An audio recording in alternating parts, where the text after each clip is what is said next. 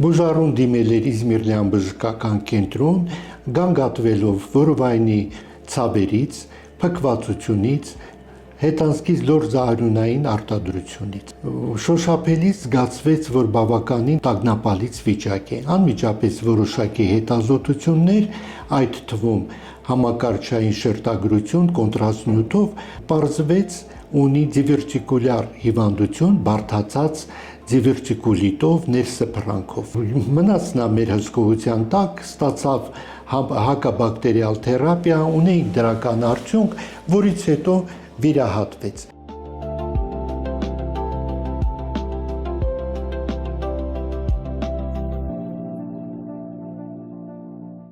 Ստացվեց եւ հեռացնել ախտահարված հատվածը, դիվերտիկուլյար ինֆիլտրատը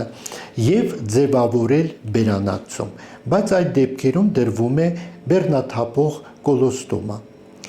Եվ նրանից հետո ունեցանք դրական արդյունք, որից հետո դուրս գրվեց 2-3 ամսից հետո մինչև անգամ բարդացած դեպքերում վաղ վերականգնողական վիրահատություններ են կատարում, որովհետև կոլոստոման ուղեկցվում է մի շարք բարդություններով։ Նրանք կամա թե ակամա մեկուսանում են թե հասարակությունից, թե իրենց ընտանիքի անդամներից, վերականգնելով ստամոքսա աղիքային տրակտի ամբողջականությունը, նրանք արդեն լիարժեք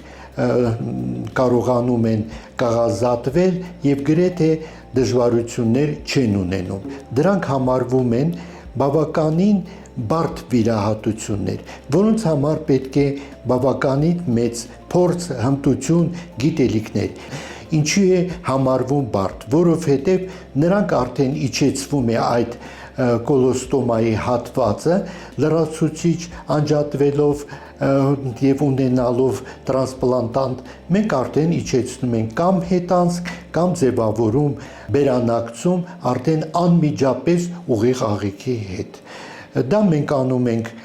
բավականին արդեն երկար տարիների ընթացքում, ունենք բավականին մեծ փորձ եւ ես ձեզ ասեմ, որ բավականին արդյունավետ վիրահատություններ են, քանի որ նրանց վերականգնվում է նրանց մուտքը որպես լիարժեք գործող անձ, թե հասարակության մեջ, թե իրենց ընտանիքում։